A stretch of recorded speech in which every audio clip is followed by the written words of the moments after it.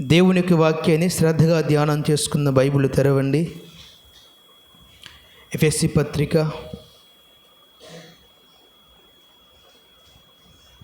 3వ అధ్యాయం. ఎఫెసీ పత్రిక 3వ అధ్యాయం 20వ మాట. మనలో కార్యసాధకమైన తన శక్తి చొప్పున మనం అడుగు వాటన్నిటికంటేనో ఊహించు వాటన్నిటికంటేనో అత్యధికముగా చేయు శక్తి కలిగిన దేవునికి క్రీస్తు మూలముగా సంఘంలో తరతరాలను సదాకాలమును మహిమ కలుగునుగాక. హల్లెలూయా. మన చదువుకున్న లేఖన బాగుండు. ప్రభు ఈరోజు మనతో మాట్లాడునుగాక. బిళ్ళర శ్రద్ధగా దేవుని యొక్క నోటి మాటలు వినండి.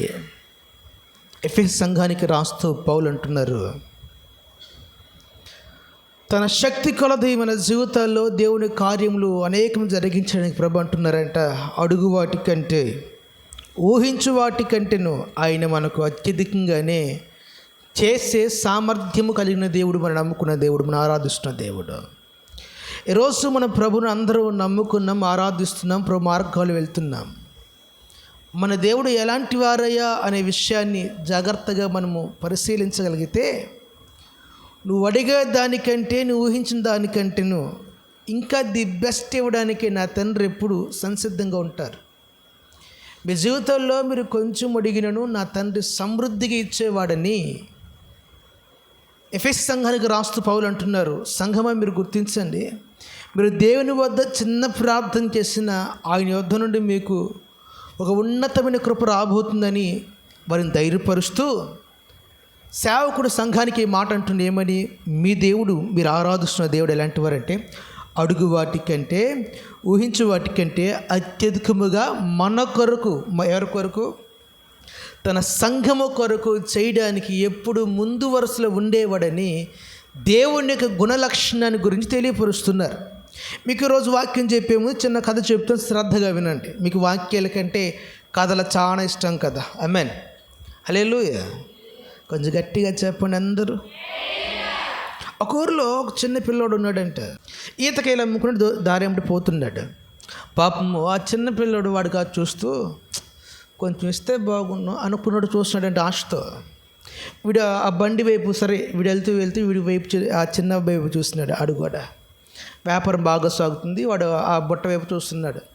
వీడికి ఇంత బాగా వ్యాపారం సాగి 4 కాయలు నాకు ఇవ్వకుండా పోతాడా అనే ఆలోచన ఈ కుర్రోడిది. సరే ఆ కాయ వైపు, ఆ బుట్ట వైపు అలా చూస్తూనే ఉండిపోయినాడు. చాలాసేపు చూస్తున్నాడు. ఈ విషయాన్ని గమనించిన ఆయన అన్నాడు, బరే కాయలు కావాలి నాన్న? అవును సార్, కావాలి సార్. అయితే వచ్చి తీసుకోమన్నాడంట. తీసుకోమంటే ఆడు 2 చేతులు వెనక బేడేసుకొని తీసుకోవట్లేదంట. ఆమేన్. వీడికి ఏం కావాలి వాస్తవానికి? ఆ ఈత ఫలాలు కావాలి. యజమానుడు ఏమన్నాడు? తీసుకోమని కూడా చెప్పినాడు.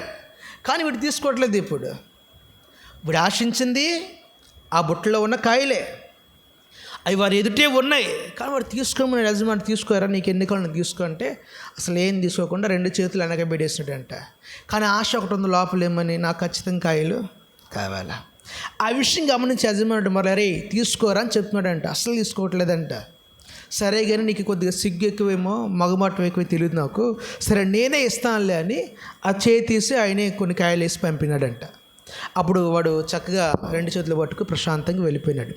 ఇదంతా గమనించిన వాళ్ళ మమ్మీ అడిగిందంటే, అరే నీకు కాయలంటే ఇష్టమే కదా, తీసుకోవాలనుకున్నావు, మరి ఎందుకు తీసుకోలేదు అంటే వాడన్నాడంట, మమ్మీ తీసుకోలేక కాదు మమ్మీ, నేను తీసుకుంటే కొన్నే వస్తాయి, కానీ ఆయన ఇస్తే అతని చేతి నా చేయకంటే చాలా పెద్దది. నేను ఊహించిన దానికంటే ఏమవుతాయి నా చేతులు. ఒకవేళ నేను తీసుకుంటే నా చేతులు నింపబడతాయి, ఆయన ఇస్తే నా జేబులు కూడా ఏమవుతాయి, నేను నింపుకోవచ్చు అని ఆయన ఇచ్చేదాకా ఆగానన్నాడంట. ఆమేన్. హల్లెలూయా. ఈరోజు మీరు ఒక ఉన్నతమైన విషయాన్ని గుర్తించండి.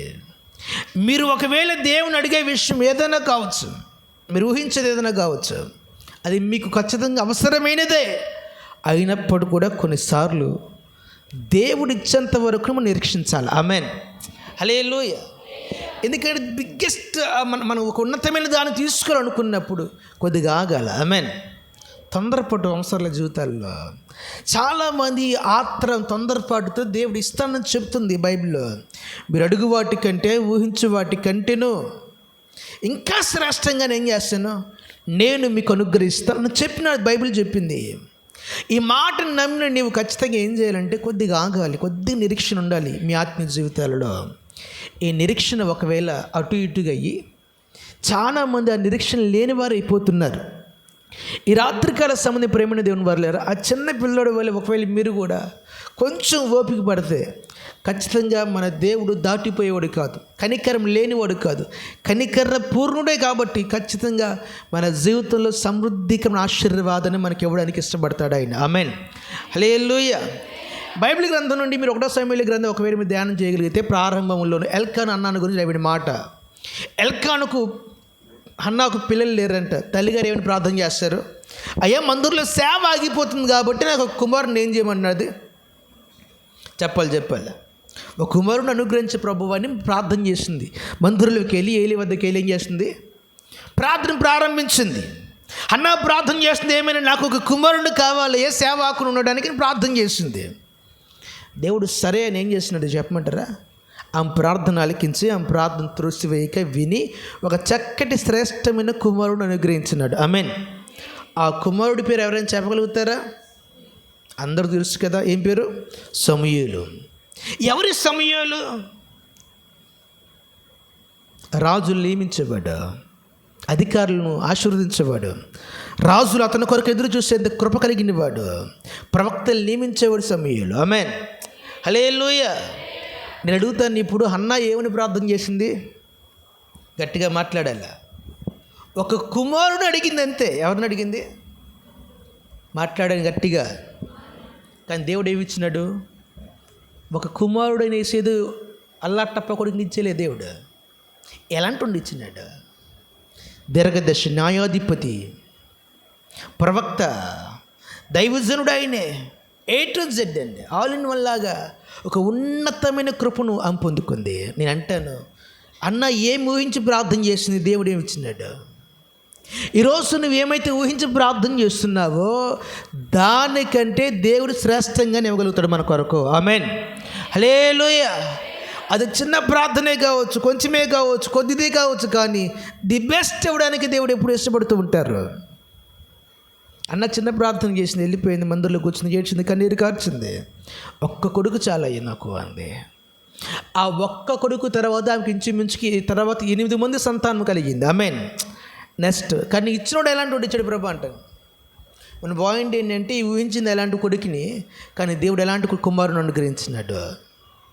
నువ్వు దేవుని వద్ద ఏమైతే ఊహించి చిన్న ప్రార్థన చేస్తున్నావో, చిన్న భక్తిని కనపరుస్తున్నావో అది నీ దృష్టిలో చాలా తక్కువే కావచ్చు, చాలా అల్పమైనది కావచ్చు, కానీ దేవుడు దాన్ని చాలా దీవెనకరంగా మార్చే దేవుడై ఉన్నాడు. దాన్ని చాలా దీవెనకరంగా మార్చబోతున్నాడు. ఆమె చిన్న ప్రార్థన చేసి వెళ్ళిపోయింది, కానీ ఆమె గర్భండి వచ్చింది. ఎలాంటి ప్రవక్త చెప్పమంటారా? ఇదిగోండి, ఆయన అవునంటే అవును, కాదంటే కాదు. ఆమేన్. హల్లెలూయా. సమూయేలు అనే ప్రవక్త బైబిల్ గ్రంథంలో ఎక్కడ మనకు కానరాడు, కనబడడు కూడా. ఆయన ఒక మంచి వాగ్దానం ఇస్తాడు, మీ కొరకు నేను ప్రార్థన చేయటం ఒకవేళ మానేస్తే అది నాకు పాపంగా ఎంచబడును. ఒక తీర్మానం కలిగిన సేవకుడు, అతడు బ్రతికిన దినాలు కనీసం సేవలు ఏమీ ఆశించలేదు. ఆమేన్. ఆయన సాక్ష్యం ఇస్తాడు, నేను మీ మధ్య నివాసం ఉన్నప్పుడు మీ మధ్య నేను బ్రతికినంత కాలం కనీసం గువ్వనైనను పావురైనా ఆశించానా, ఒక గొర్రెపిల్లని ఆశించానా, ఏమి ఆశించకుండా నిస్వార్థంగా సేవ చేశాను కదా. నిస్వార్థమైన సేవకు నేను కలిగింది, కుమారునికి పొందుకుందండి. ఆ తల్లి గురించి బైబిల్ అనే మాట ఒకటే, ఆమె కంటే ది బెస్ట్ మదర్ ఎవరో దొరకరు మనకు. ఆమేన్. హల్లెలూయా. నా ప్రేమైన దేవుని బిడ్డలారా, నువ్వేమి ఆశించి దేవుని మందిరంకి వచ్చి ఈ రాత్రికాల సమయం అందా, ఈ రాత్రి ప్రభుని ఏం అడుగుతున్నారు? ఈ రాత్రి నువ్వేం అడిగినా సరే నీ దేవుడు నువ్వు అడుగు వాటికంటే అత్యధికముగా మీకు ఇవ్వబోతున్నారు. గట్టిగా చెప్పొచ్చు కదా. హల్లెలూయా. శ్రేష్టంగా ఇవ్వబోతున్నాడు. అన్న చిన్న ప్రార్థన చేసింది కదా సార్. ఆ ప్రార్థన కూడా ఎలాంటి ప్రార్థన అంట? మైకి పెట్టి ప్రార్థన. అదే ఏం ప్రార్థన చేసింది? ఆమె మూలుగులతో ప్రార్థించిన బైబిల్ ఉంటుంది. తన స్వరము కూడా బయటికి వినబడలేదు, సేవకుని కూడా ఈ ప్రార్థనలా కనబడలేదంట. ప్రార్థనలో వచనాలు రాలేదు, వాక్యాలు రాలేదు. ఆమేన్, హల్లెలూయా. కొంతమంది ప్రార్థనలు చేస్తే ఏమొస్తాయి? ఆదికాండం ప్రారంభం మొదటి ప్రకటన గ్రంథం వచ్చేయాలి. ఆమేన్. మత్తయి సువార్త 5వ అధ్యాయంలో ప్రభు ఈ మాట ఉంది కదా, ప్రభు నేను ప్రార్థన చేయమన్నాడు. ప్రార్థనలో వాక్యం చెప్పమని లేదు. పొరపాటు. వచ్చిన వ్యక్తి ఎప్పుడు ప్రార్థన చేయాలి? దేని కొరకు? క్రమం లేదు ప్రార్థన విషయాల్లో. అన్నా చేసిన ప్రార్థన చాలా క్లియర్గా, చాలా చిన్నది. ప్రభు ఒక్క కుమారుని ఇష్టాలు, నీ సేవాగత, అంతే. ఆమెను అయిపోయింది. గెడుస్తూనే ఉందండి. నువ్వు చిన్న కన్నీరు కారవచ్చు, కొద్దిగా ఏడుపుతో నువ్వు ప్రార్థన ప్రారంభించవచ్చు, కానీ నా తండ్రి నీకు శ్రేష్టమైన ప్రతిఫలం ఇవ్వడానికి ఇష్టపడుతున్నాడు. అందుకే మన దేవుడు ఎవరయ్యా అంటే, అడుగు వాటికంటే చెప్పాలా అత్యధికముగా చేయు దేవుడు. ఆమేన్, హల్లెలూయా, హల్లెలూయా. నువ్వు అడిగింది ఒక కుమారుడినే, కానీ నా తండ్రి ఇచ్చింది నీకు ఒక న్యాయాధిపతిని ఇవ్వబోతున్నాడు, ఒక దీర్ఘదర్శిని ఇవ్వబోతున్నాడు, ఒక ప్రవక్తని నీ గర్భనుడు ప్రభు మరలా నీకు ఇవ్వబోతున్నాడు. ఆమేన్, హల్లెలూయా. నీ జీవితం ధన్యకరంగా దేవుడు మార్చబోతున్నాడు. హల్లెలూయా. ఆ రీతిగానే మరొకసారి కొంచెం వాక్యం లోతులకు వెళ్దాం. ఒకనొక సందర్భంలో యేసుక్రీస్తు వారి వద్దకు నలుగురు యవన బాలులు, అంటే ఎంతమంది? నలుగురు యవనస్తులు ఒక కుష్టి రోగం, వాడిని ఏమంటారు? కుష్టిగా, క్షమించాలి. ఆ మాట చదువుతారా? మత్తయి సువార్తలో ఉంటుంది. పక్షవాయువు గల వాడిని తీసుకొచ్చారు. ఏ వాయువు అంట? పక్షవాతంలో ఉన్నవాడిని ఏం చేసిన నలుగురు తీసుకొచ్చారంట. ఏ సేవది తీసుకొచ్చే క్రమంలో అక్కడ రాయబడిన మాట ఏమిటంటే, ఆ జనసమూహం అంతా ఆ ఇంట్లో ఉండటం చేత వెళ్ళడానికి దారి లేకపోతే వాళ్ళు చేసిన పని ఏంటి చెప్పాలి. పైకొప్ప అంతా ఏం చేశారు? విప్పేసి మంచంతో ఏం చేశారు? కిందకి వాడిని దించినారు. ఆమేన్, హల్లెలూయా. నలుగురు తీసుకొచ్చారండి ఒక వ్యక్తిని. ఆమేన్. ఒక వ్యక్తిని ఎంతమంది తీసుకొచ్చారు? అందరూ చెప్పాలి. ఇప్పుడు మీరు ఎంతమంది తీసుకొచ్చారు? నలుగురు కలిసి ఎంతమంది తీసుకొచ్చారు? ఒక్కడిని. ఏసన్నా నలుగురు కలిసి ఒక్కడిని. వీడు ఎలాగైనా సరే వీడు రోగం బాగుపడాలి, వీడి బుద్ధి రావాలి, వీడికి ఆరోగ్యం రావాలి అని వీళ్ళు తట్టుకోలేక ఏదో ఒకరు తీసుకెళ్దాం అనుకున్నారు. ఆ డోర్లు మొత్తం నింపబడే జనం చాలామంది ఉన్నారు, అసలు వెళ్ళడానికి దారి కూడా లేదు. అప్పుడు వారు చేసిన పని ఏంటి? చక్కగా ఆ మంచం తీసుకొని పైకెక్కి పైకప్పులో ఉన్న పెంకులు మొత్తం లేపేసి మంచం జాని కింద దింపినారంట. ప్రభు అంటారు, మీ విశ్వాసం వాళ్ళు చాలా గొప్పదిరా అని వాళ్ళని షబాష్ అంటాడు. నలుగురు ఉపయోగపడ్డారు ఒక వ్యక్తిని మార్చడానికి. ఆమేన్, హల్లెలూయా. నలుగురు ప్రయత్నం చేస్తే ఒక వ్యక్తి మార్పు చెందినాడు. ఆమేన్. మార్పు కాదు, ఏసే వద్దకు వచ్చాడు. ఎంతమంది? గట్టిగా తల్లి తండ్రి బిడ్డల కొరకు ఇద్దరు కలిసి ఎప్పుడు ప్రవేశపడ్డారా? కలిసి వారి కొరకు ప్రార్థన చేశారా? తల్లిదండ్రులు ఇద్దరు కలిసి కూర్చొని మీ బిడ్డల కొరకు మీరు ఎంత ప్రార్థన చేస్తున్నారా? వాడు మందిరంలో ఉండాలి ఆశ నీకుంటే సరిపోదు, వాని కొరకు విజ్ఞాపనం చేసే పని నీదే. వాడు యేసు వద్దకు ఎలాగైనా తీసుకురావాలి. మంచం దగ్గర కట్టి తీసుకొస్తారంట. ఆమేన్, హల్లెలూయా. ప్రయాసపడ్డారు. యేసు వద్దకు వెళ్ళే మార్గం సులువైందేం కాదు. కొంచెం ప్రయాసలు ఉంటాయి, ఖర్చులు ఉంటాయి, బాధలు ఉంటాయి, ఇబ్బందులు ఉంటాయి, శ్రమ ఉంటుంది. ఎన్ని అవమానాలు పర్వాలేదు, కానీ ఖచ్చితంగా నేను తీసుకుని రావాలని తీసుకొచ్చినారు. పైకప్పని తిప్పేసినారు. ఆ ఇంటి యజమానుడు ఏమని కూడా పర్వాలేదు, తర్వాత మనకు లెక్క కడదాం అవసరం అయితే అనుకున్నారేమో, నాకైతే తెలియదు. ప్రయాసపడ్డారు. మొత్తం పెంకులు మొత్తం లేపేశారు, అలాగ దించినారు. ప్రభు అని చూసి అంటాడు, బాయ్ ఆ వ్యక్తిని అంటాడు, ఏమని?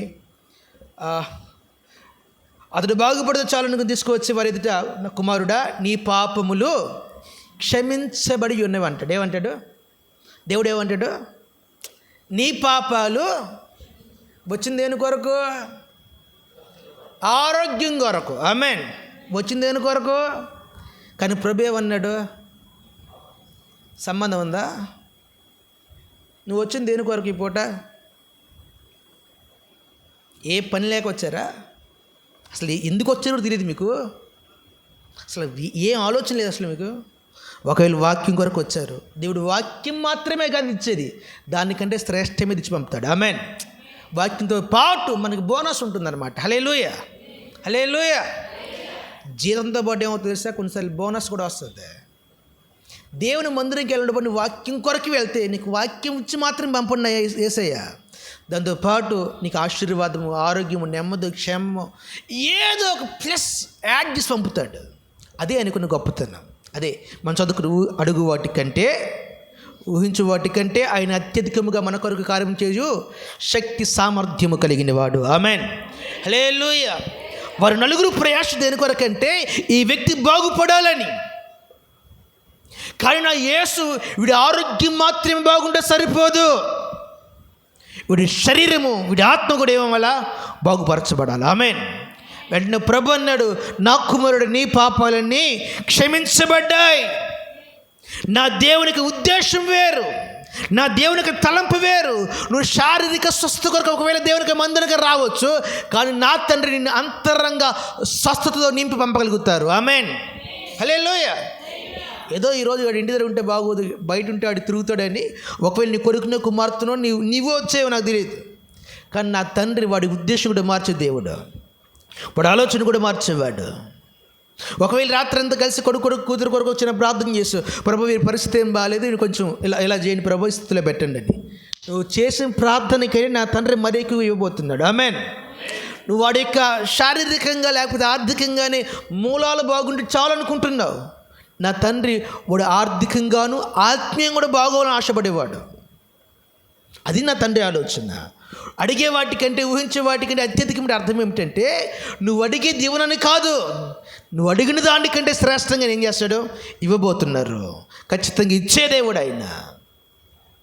వాడిని వెంటనే బయరై లే అని లేపి మంచం మీద మోసుకొచ్చి స్వస్థపరిచి వాడి పాపాలని ఏం చేసినాడంట, చెప్పాలా మొత్తం క్షమించేసాడంట. నేను అంటాను, ఒకవేళ వాడు పాపం క్షమించబడకుండా వాడు శారీరకంగా స్వస్థ వచ్చినా వాడు దేవుని రాజ్యం ఎప్పటికీ చేరాడు. ఆమెన్. కానీ ఒక వ్యక్తి పాపం క్షమించబడ్డమే నిజమైన స్వస్థత, నిజమైన ఆశీర్వాదం ఏమిటంటే వాడు పాపిరహితునిగా మార్పు చెందటం, ఒక పాపాత్ముడు పరిశుద్ధుడిగా మారటం. అది కదా స్వస్థత అంటే. కానీ నేటి సేవకులు స్వస్థ పేరుతో ఏం చేస్తున్నారు, ఉపదేశ క్రమములు ఏం చెప్పాలి. సేవకుని నాకు ఆవేదన ఏమిటంటే, నిజమైన దైవిక ఆవేశం కలిగిన ఏ సేవకుడైనా స్వస్థత అంటే అర్థం ఏమిటంటే అంతరంగ మార్పు చెందడం, శరీరము కాదు. ఈ శరీరం ఒకవేళ కుళ్ళిపోయినా నీ అంతరంగం పరిశుద్ధంగా ఉంటే నువ్వు దేవునికి రాజ్యం వెళ్ళగలుగుతావు. బైబిల్ చాలా తేటతెల్లగా మాట్లాడుతుంది. చాలామంది గనులు, పరిశుద్ధులు తమ శరీరాన్ని నలగొట్టుకున్నారు. చాలామంది తమ దేహాన్ని వారు చాలా నలగొట్టుకొని ఇంకను శరీరాన్ని అప్పచెప్పుకున్నారు. వారి శారీరక స్వస్థతకు ఆశపడలేదే. వారు అందరూ చేసిన భక్తి ఏమిటి? అంతెందుకు సార్, బైబిల్లో రాయబడిన మాట, ధనవంతుడు లాజరు అలా చచ్చిపోయి చెప్పండి. వాడు కురిపి ఉన్నప్పుడు కుక్కలు వచ్చాడు, ఏం చేశాయంట, మాట్లాడాలా. ఏమై ఉన్నప్పుడు కురిపిపోయి ఉన్నాడు బైబిల్ ఉంటుంది. అంటే అర్థం ఏమిటి, వాడు దేహం అంతా ఈ క్యాన్సర్ గడ్డలు వచ్చేసినాయి. ఆమెన్. పుళ్ళు వచ్చేసినాయి, దేహం అంతా పాడైపోయింది, అనారోగ్యం ఉంది. కానీ ఎక్కడికి వెళ్ళాడు, దేవుని రాజ్యం చేరాడు. ఆమెన్. స్వస్థత దేనికి ఇప్పుడు, శరీరానికి, ఆత్మక. నువ్వు దేని కోరుకొని ప్రార్థన చేస్తున్నావు? ఒకవేళ నీ ఉద్దేశం ప్రకారం ప్రభు నాకు కొంచెం బలం ఉంటే, కొంచెం ఆరోగ్యం పరిచర్య ఘనంగా చేస్తాను నువ్వు అనుకోవచ్చు. కానీ నా తండ్రి దానికంటే అధికమైన శక్తిని నీకు ఇవ్వగలుగుతాడు. ఆమెన్. క్వశ్చన్ ఏంటంటే, దేవుని వద్దకు ఎలాగైనా ఏ చేతగా నువ్వు రావాలి ఫస్ట్ ఆఫ్ ఆల్. ఆమెన్, హల్లెలూయా. అందుకనే తల్లిదండ్రులుగా, బిడ్డలుగా మీరు మీ బిడ్డలను ఖచ్చితంగా ఏదో ఒక రీతిగా మందిని నడిపించాలి. మందిరంలోని కృపను వారికి తెలియపరచాలి. మందిరం యొక్క ఔన్నత్యం వారికి తెలియపరచగలిగితే దానిలోండి వాడు తొలగిపోడండి. అందుకనే మీకు మరొక కొంచెం ముందుకు వాక్యం వెళ్ళగలుగుతాను. ఒకనొక రోజు బాలుడైనా ఎవడైనా సొలొమోను ప్రార్థన చేస్తున్నాడు దేవుని మందిరంలో కూర్చొని. దేవుడు ప్రత్యక్షమైన కుమారుడా నీకేం కావాలని అడిగాడు. అవునా కదా? దేవుడు ఏం అడిగాడు? సొలొమోన్ వాట్ యు వాంట్ అన్నాడు. దానికి అత్తగాడు ఏమని చెప్పినాడు? అయ్యా నాకేం కావాలి చెప్పండి. గట్టి మాట్లాడండి. సొలొమోను ఏమి కోరుకున్నాడు? అందరు చెప్పండి. ధనం అనండి, డబ్బు, బంగారం, వెండి మాట్లాడండి. ఏమీ అడగలేదు కదా. ఏం అడిగాడు? అయ్యా నాకు జ్ఞానము తెలివిస్తే చాలు అయ్యా, ఏ రోజుకి ఆ రోజు ఉంటే చాలు. మరికి దొంగనైపోయాను అనుకోండి, అసలు అన్నం పెట్టకపోతే ఏమైపోతాయి? నేను దొంగనైతే జ్ఞానం కలిగిన దొంగ అయిపోయి నీ నామానికి అవమానం. ఒకవేళ డబ్బు ఎక్కువైపోయిందా, ఉన్న జ్ఞానం ఎక్కువైపోయి డబ్బు అహంకారం వచ్చిందంట, నాకు ఏం అవసరం లేదు అని చెప్పి చిన్న ప్రార్థన చేస్తున్నాడు. ఈ చిన్న ప్రార్థన దేవుడు ఏం చేశాడంటే జ్ఞానం ధనంతో పాటు ఏమిచ్చినాడు? సొలొమోను అంత ఐశ్వర్యవంతుడు భూమి మీద ఎవడు లేడు. ఆమెన్. భూమి మీద ఎవడు లేడు. బైబిల్లో అందరికంటే రిచెస్ట్ మ్యాన్ ఆడే. హల్లెలూయా. బైబిల్లో అందరికంటే ధనవంతుడు ఎవరు? సొలొమోను. ఎందుకు చెప్పమంటారా? దేవుని మందిరం కట్టడానికి అతని దగ్గర ఉన్న ధనం చెప్పాలంటే సగం భూమిని కొనియొచ్చు. అంత ఐశ్వర్యవంతుడు. అతని దగ్గర ధనగారాగారాలు లెక్కింపబడలేనంత. 40 సంవత్సరాల యుద్ధమే లేదు. అన్ని దగ్గర నుంచి మనోడికి ఇంకా కావాలంటే ఏమొస్తుంది? ఆస్తి వస్తుంది. అంత సమృద్ధిని ప్రభించినాడు, అంత ఆశీర్వాదాన్ని చేసినాడు. ఏమడిగినాడు సొలొమోను దేవుని వద్ద? కొంచెం అయ్యా, నాకు కొంచెం చాలు, నాకు జ్ఞానం చాలు ప్రభు అనుకున్నాడు. నువ్వు దేవుని వద్ద ఎంత విజ్ఞాపనం చేసావని కాదు, నువ్వు దేవుని దగ్గర ఏమడిగినా నిజముగా ప్రభుడికి మొర్రపెట్టు వారికి ఆయన సమీపంగా ఉంటారంట. ఆమెన్. హల్లెలూయా. ఎలా మొర్రపెట్టేవారికి? ఆ మాట నాకు చాలా ఇష్టం. నిజముగా మొర్రపెట్టు వారికి. ఎవరికి అంటే ఊరకను కూడా మొర్రపెట్టి వాళ్ళు ఏం చేస్తారు? నిజంగా ఉన్నారు, ఉత్తుత్తు కూడా ప్రార్థన చేసి వాళ్ళు ఏం చేస్తారా? ఉంటారా? పిల్లలు అప్పుడప్పుడు ఏం ప్రార్థన చేస్తారు? ఆడుకునే భక్తి సార్, వాళ్ళకి తెలియదు సార్. ప్రార్థన చేయమంటే ఎప్పుడు ఒకే ప్రార్థన, వెళ్తారు సూత్రం ఆమెను, అంతే. దానికంటే మీద ఉండదు. మహా అయితే మా అమ్మకి ఆరోగ్యం, మా నాన్నకి ఆరోగ్యం, వేటలు దీవించండి, దీనికంటే వేరే మొక్కడికి రాదు. ఎన్ని సంవత్సరాలు సండే స్కూల్ మొదలుకున్నాడు 12-13 వచ్చేదాకా ఇదే ప్రార్థన చేస్తారు. సరే ప్రార్థన చేయాలంటే ఒక కన్ను తెరిచి ఒక కన్నుతో ఏం చేస్తారా? చూస్తా ప్రార్థన చేస్తారు. ఏం ప్రార్థనలు ఇవన్నీ? నీతిగలే ప్రార్థనే కానీ అది ఉత్తి ప్రార్థన. అంటే ప్రార్థన అంటే కళ్ళు మూసుకోలేమో, ఒకవేళ చేయలేమో, జస్ట్ ఈ ట్రైనింగ్ క్యాంప్ వాడిది. నిజంగా మొరపెట్టడం అంటే సొలొమోను నిజంగా మొరపెట్టాడు. అయ్యా నాకు నిజంగా ధనమేం వద్దు, నిజంగా బంగారం వద్దు. ఆమేన్. నిజంగా మొర్రపెట్టడం అంటే అంతరంగంలో వేరే ఉద్దేశం లేకుండా అతనికి ధనం అవసరం, నాకు అవసరం లేదు ప్రభువా, నీ జ్ఞానం ఉంటే చాలు. అది ప్రార్థన. ఈ ప్రార్థనే చేసినాడు. ఇదిగో నిన్ను అల్పుని అయిపోకూడదు, అభాగ్యం అవ్వకూడదు, నీ నామం ఎక్కడ కింద పడకూడదు. నా జ్ఞానం విషయంలో కావచ్చు, భక్తి విషయంలో కావచ్చు, అన్ని విషయంలో నీవు నన్ను పైపెట్టేవాడుగా ఉన్నావు, నీ నామం అలాగనే ఉండాలా. ఇదే ప్రార్థన చేశాడు. ఈ ప్రార్థన దేవుడు విని బైబిల్లోని అందరికంటే ధనవంతునిగా సొలొమోను దేవుడు మార్చేశాడు. ఆమేన్. అడిగింది జ్ఞానమే, అడిగింది తెలివే, కానీ అతడు ఎన్ని పుస్తకాలు రాసినాడు సార్. గ్రంథకర్త అయినే కదా, సామెతలు రాసింది అయినాయిగా, కీర్తనలు ఉన్నాయిగా, ప్రసంగి గ్రంథం మొత్తం అయిందేగా, పరమగీతలు అయినాయిగా.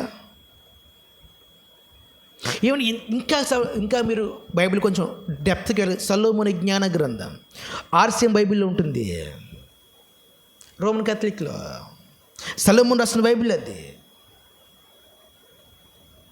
చాలా పుస్తకాలు రచించాడు. దేవుడు అడిగిన దానికంటే ది బెస్ట్గానే సొలొమోను దేవుడు ఉంచినాడు. ఆమెన్. హల్లెలూయా. ఈ రాత్రికాల సమయం ముందు నువ్వు దేవుడు ఏం అడుగుతున్నావు, ఎంత అడుగుతున్నావు? నువ్వు అడిగేది కొంచెమే కావచ్చు, నాకు కొంచెం జ్ఞానం ఇస్తే చాలు, అతని ఉద్దేశంలో కొంచెం జ్ఞానం సరిపోతుంది, ఏదో ఒక రీతిగా నేను సరి అవ్వగలుగుతాను, మా తండ్రి ఏ రీతిగా రాజ్యాన్ని పరిపాలన చేశాడు, నేను అలాగే చేయగలుగుతాను అనుకున్నాడు. కానీ దేవుడు దానికంటే అధికంగా అనుగ్రహించాడు. ఆమేన్. హల్లెలూయా. హల్లెలూయా. నువ్వే ప్రకారం యోచిస్తున్నావు? సొలొమోను దగ్గర ఏ రాజుల జ్ఞానం కూడా పనిచేయట్లేదంట. ఆమేన్. అనేక మంది జ్ఞానులు వచ్చేసి అతను ఏం చేస్తారు, పరిశీలిస్తున్నారని, కుశల ప్రశ్నలు అడుగుతున్నారని బైబిల్ చాలా తేటతెలుగా మాట్లాడుతుంది. ఈ రాత్రికాల సమయం ముందు నువ్వు అడిగింది కొంచెమే, కానీ నా తండ్రి సొలొమోనుకి మించిన దాన్ని నీకు ఇవ్వడానికి ఈ రాత్రి ఇష్టపడుతున్నాడు. ఆమేన్. హల్లెలూయా. అయితే ఒక చిన్న కండిషన్, నువ్వు నిజముగా దేవునికి మొర్రపెట్టు. ఆమేన్. ఎలా ప్రార్థన చేయాలా? ఆ మాట పక్కలో చెప్పండి, చేపట్టుకో చెప్పండి. నిజముగా ప్రార్థన చేయని చెప్పు ఆ మాట గట్టిగా. పుష్ప మాట్లాడాలా? మీరేం చేపట్టుకోలేరా? అది చేయవాడికి వెనక ఒకటి లూసిఫర్ పట్టుకోరు ఏం చేయ పట్టుకోరా మీ తమ్ముడికి చేయవరండి వెనక చెప్పు నిజంగా మొర్ర పెట్టాను. Very good. నిజంగా ప్రార్థన చేస్తే నా తండ్రి నిజంగా ఆశీర్వదిస్తాడు. ఆమేన్. హల్లెలూయా. ఇంకొక మాట చెప్పిన వాక్యాన్ని ముగించేస్తాను. పరిశుద్ధ బైబిల్ గ్రంథంలో లోకాసు వార్త 19వ అధ్యాయంలో ఆ లాజరు గురించి ఉంటుందా, జక్కయ్య గురించి చదవండి మాట. జక్కయ్య గురించే కదా. ఏమని ఉంటుంది?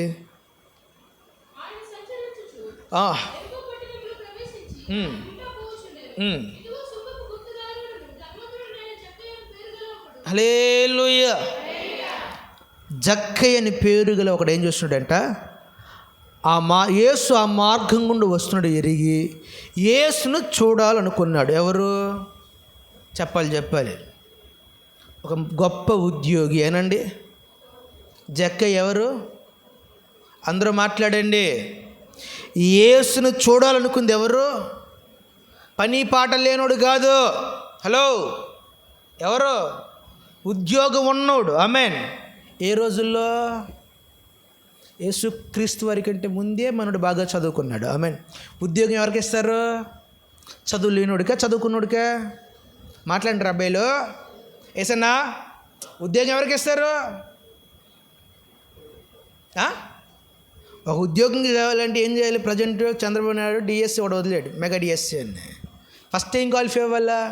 టెట్ ఎగ్జామ్ ఒకటి ఉంటుంది, దానికి అది క్వాలిఫై అవ్వాలా. టెట్ ఎగ్జామ్ ఒకటి అది క్వాలిఫై అవుతే అందులో ఇంచుమించుగా దాదాపుగా 75 పైన మార్కులు వస్తే వాళ్ళు డిఎస్సి రాయడానికి ఎలిజిబుల్. జాబ్ వచ్చినట్టు కాదు, డిఎస్సి రాయడానికి అవకాశం ఉంది అంతే. అందులో కొడితే ర్యాంక్ కొడితే అప్పుడు జాబు. ఆమేన్. అంటే ఎంత జ్ఞానం ఉండాలా? టెట్ ఎగ్జామ్ అంటే కూర్చోరాసే ఎగ్జామ్ ఏం కాదు, అంత ఈజీగా ఉండదు. చాలా కష్టంగా తల పండిపోయిన పండితులే చేతుల పైకి ఎత్తేసారు మన ఎగ్జామ్లో. చాలామందిని కనుక్కుంటే ఎన్ని మార్కులు వస్తాయంటే 150కి మహా అయితే 80లో 70 చెప్తున్నారు. 150కి ఎంత అంట? 150కి 75 మార్కులు వస్తే గగనం. చాలా కష్టంగా ఉంది పేపర్ అన్నారు. నేనంటే ఆ టైంలోనే అయ్యగారు ఎవరన్నా ఆల్రెడీ మంచి జాబ్ హోల్డరు, బాగా చదువుకున్నాడు. ఏసే వద్దకి ఇప్పుడు ఎవరు వస్తున్నారు అంటే చదువు లేని వాళ్ళు వస్తున్నారు. చదువుకున్న వాళ్ళు ఏం చేస్తున్నారు?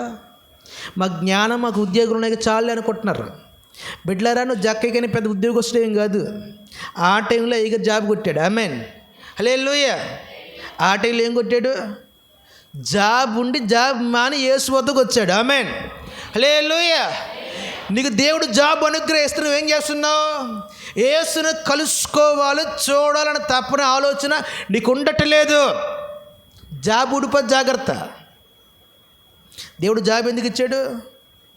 మాట్లాడండి. ఉద్యోగం ఎందుకు ఇస్తాడండి? తన బిడ్డలు ఆరోగ్యంగా సంపదగా సమృద్ధిగా ఉండాలని ఆశతే కదా ఉద్యోగం ఇచ్చింది. ఆ ఉద్యోగం యేసును చూడాలి ఎప్పుడు అనుకున్నావా? నీకున్న వ్యాపారాన్ని బట్టి ఎక్కడికి రావాలి? వ్యాపారం అన్నా యేసు వద్దకు రావాలా. ఏసే కంటే ఏది కూడా ఎక్కువ కాదని అతగాడు ఏం చేసండి, ఎలాగని యేసుని ఏం చేయాలా? నాకు ఉద్యోగం ఉంది, సంపద ఉంది, ఆస్తుపాస్తులు ఉన్నాయి, అన్నీ ఉన్నాయి, మా పితరులు బాగా సంపాదించినారు, అందుకనే అతడు ఉద్యోగంతో మాత్రమే కదా బ్రతికింది. మీరు బాగా బైబిల్ చదవండి. అతడు అంటాడే, నేను ఎవరి దగ్గర అన్యాయంగా తీసుకుని ఎంత ఇస్తాను? ఒకటికి ఎన్ని అంతలో? ₹1 తీసుకుంటే 4 వంతులకు ఏం ఎగస్ట్రా ఇవ్వగలుగుతాను. డబ్బులు ఎక్కడి నుంచి వచ్చాయి? ఆల్రెడీ వాళ్ళ తాతలు బాగా గట్టిగా సంపాదించి పెట్టి అది కూడా అవసరం ఏం చేస్తాను? పంచేస్తాను అంటున్నాడు. ఆమేన్. సో కమిట్మెంట్ కలిగినోడు, అంత ఆస్తిపరుడు యేసును కలుసుకోవాలనుకున్నాడండి. ఆమేన్. యేసును చూడాలనుకున్నారండి. కానీ ఈ లోకంలో ధనవంతులు, ఉద్యోగస్తులు, వ్యాపారస్తులు యేసు వద్దకు రావడానికి వారికి ఉద్యోగం అడ్డైపోతుంది, వారికి వ్యాపారం అడ్డైపోతుంది, వారికి ఆస్తి అడ్డైపోతుంది. జాగ్రత్త.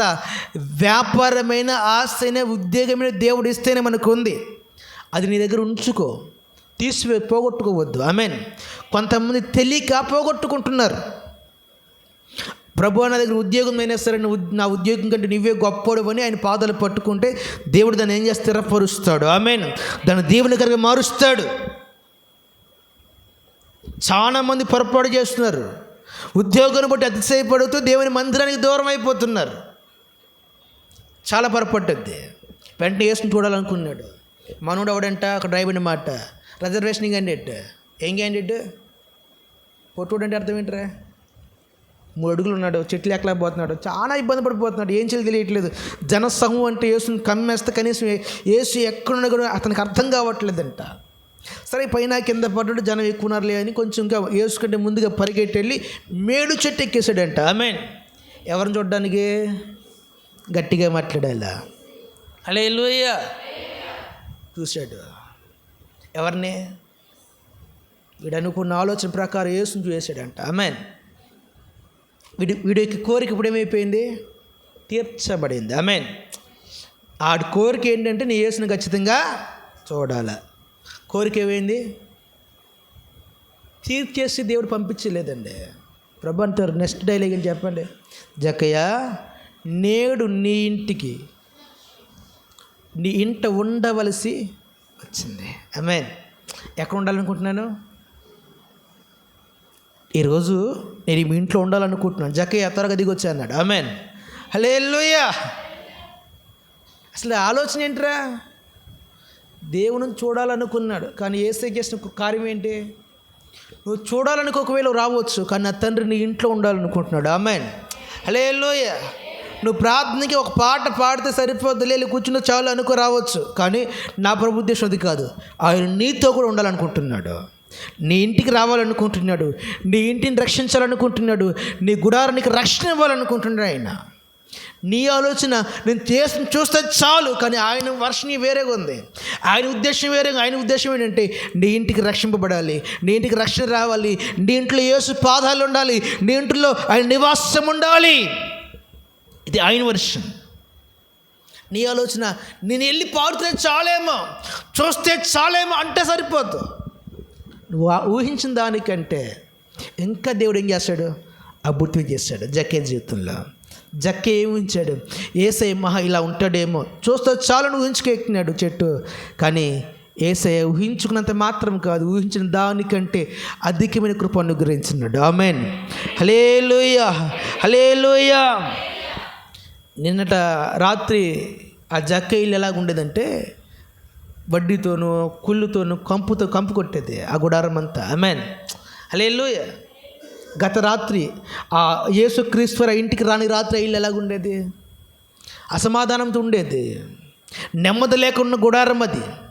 ఆ గుడారంలో ఎప్పుడు చూసిన వ్యసనాలే, ఆ గుడారానికి క్షేమము లేదు, ఆ గుడారము రక్షణ లేదు, ఆ గుడారానికి నెమ్మది లేదు. కానీ యేసు ఎప్పుడైతే అడుగుపెట్టినాడో ఆ ఇంటి వారందరూ కూడా యేసుని స్వంత రక్షకునిగా ఏం చేస్తున్నారు? అంగీకరించారు. ఆమేన్. హల్లెలూయా. కంపు కొడుతున్న గుడారం అది, కుళ్ళు కొడుతున్న గుడారం అది, కానీ యేసును చూసిన వెంటనే అక్కడ రక్షణ సునాదం వినబడుతుందంట. ఆమేన్. ఒక రక్షణ సువాసన వెదజల్లుతుందంట. ఆ గుడారం అంతా దేవునికి మార్చబడిందంట. నేను అంటాను, నువ్వు అడుగు వాటికంటే ఊహించు వాటికంటే నా తండ్రి నీ గుడారాన్ని మరి శ్రేష్టంగా మార్చబోతున్నాడు. ఆమేన్. హల్లెలూయా. కానీ ఏ విధము చేతనని యేసు వద్దకు రావాలా, అది పాయింట్. ఆమేన్. ఊహించిన దానికంటే, తలంచిన దానికంటే, అడిగిన దానికంటే నువ్వు శ్రేష్టకరంగా పొందుకోవాలంటే నువ్వు ఎక్కడుండాలి? ఇప్పుడు మాట్లాడాలా?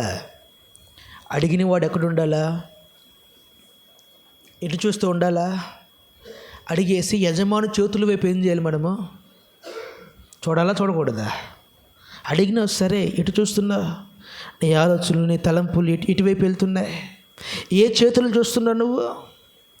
ఎవరి వైపు నీ మనసు నిలుపుకుంటున్నావు?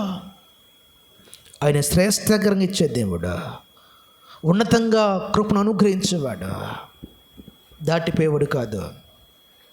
నువ్వు అడిగిన దానికంటే, ఊహించిన దానికంటే ఈ రాత్రి అతను శ్రేష్టకరంగా నీకు ఇవ్వడానికి ఇష్టపడుతున్నాడు కదా. అయితే నీ ఆలోచన ఎక్కడుంది? ఆయన వైపు చూస్తున్నావా, లేక ఇటు నుంచి ఏ సహాయం వస్తుందని అటు ఇటు పరిగెడుతున్నావా? జక్కయ్య యేసుని చూడాలని ఆయన వైపు చూస్తూనే ఉండిపోయినాడు. ప్రభు వెంటనే అతని ఇంటికి రక్షణ ఇచ్చేస్తున్నాడు. ఆమేన్. ఒక ఉన్నతమైన కృపదే. నలుగురు యవనస్తులు పక్షవైకల్యం తీసుకొచ్చినారు, వీడు ఎలాగైనా బాగుపడాలని. కానీ దేవుడు ఏం చేస్తున్నాడు? వీడి శరీరం మాత్రమే బాగుపడితే వీళ్ళు ఉండదు, వీడి ఆత్మ కూడా ఏం చేయాలి? శుద్ధీకరింపబడిన వాడి పాపాలు కూడా ప్రవేశం చేశాడు, కడిగి పంపినాడు. ఆమేన్. యవనుడు బాలుడు సొలొమోను దేవుని ఉదయం ప్రార్థన చేస్తున్నాడు, అయ్యా నా జ్ఞానం చాలనుకుని, కానీ జ్ఞానం కంటే అధికమైన ఆశీర్వాదం అనుగ్రహించినాడు, దైవిక అభిషేకాన్ని అనుగ్రహించినాడు, దైవిక ఆత్మను చేస్తున్నాడు. రాజ్యం నెమ్మదిగా బ్రతుకుతుంది. అన్న చిన్న ప్రార్థన చేసింది, ఒక కొడుకిస్తే చాలని. కానీ దేవుడు కొడుకుతో సరిపెట్టలేదు, సరేమని పంపలేదు. దీర్ఘదర్శి న్యాయాధిపతి, 10 మందికి పెద్ద దిక్కుగా ఒక ఉన్నతమైన దీర్ఘదర్శి అయిన సొలొమోనుని దేవుడికి, సమూయేలుని దేవుడు ఏం చేశాడు? కుమారుడుగా అనుగ్రహించినాడు. అడిగింది చిన్నదే, కానీ ఆ దేవుడు ఇచ్చే దాంట్లో చాలా శ్రేష్టకరంగా ఇవ్వగలుగుతాడు. ఆత్మపూరుడైన సొలొమోను, సమూయేలు అయినా. ఈ పూట మీరు ఆలోచించేయండి, నువ్వు అడిగేది కొంచెమే కావచ్చు, కానీ అడిగి ఆయన చేతుల వైపు చూస్తూ అడిగి దివారాత్రులు ఆయన పాదాల్లో పట్టుకోగలిగితే ఆయన దాటిపోయాడు కాదు. ఆమెన్, హల్లెలూయా, హల్లెలూయా. నువ్వు కొంచెం అడిగావు. జక్కే ఇప్పుడు కూడా ఊహించున్నాడు, ఇంత కృప, నేను ఇంత రక్షణ పొందుకుంటాను అండి. ఆమెన్, హల్లెలూయా. ఒకవేళ బహుశా మీరు ఏదన్నా ఒక రాజకీయ నాయకుడు సభకి వెళ్ళారనుకోండి, ఒక ఎమ్మెల్యేని ఎంపీని వస్తున్నాడు చూడాలనుకుంటే, సరే మా ఊరికి ఒక హీరో వచ్చినాడు, ఆ హీరోని చూడాలి అనుకొని నువ్వు వెళ్ళు. ఆ హీరో చూసి నీ పిలిచి అమ్మారే మీ ఇంటికి రావాలనుకుంటున్నానంటే ఎట్లుంటుంది? చెప్పాలా? మాట్లాడరే? ఆశ్చర్యపోరా? నేను చూడడానికి వెళ్ళాను, ఏకంగా ఆ హీరో గారు మా ఇంటికి వచ్చేసరే ఏం చెప్తావు? చెప్పిన మాట 100 మంది చెప్తావు. ఆమె అసలు నేను అనుకోలేదురా, కానీ నేను అనుకున్న దానికంటే ఆయన ఏం చేసి మా ఇంటికి వచ్చాడని చెప్తారు. చెప్పరా? అసలు నేను పిల్లలేదు. మన దిన మన ఇంటికి కూడా ఒక అధికారి వస్తా అన్నారు. ఎసన్నా మన దిన రావాలి. అయ్యా అందాక ఏమొద్దయ్యా, రావద్దన్నా.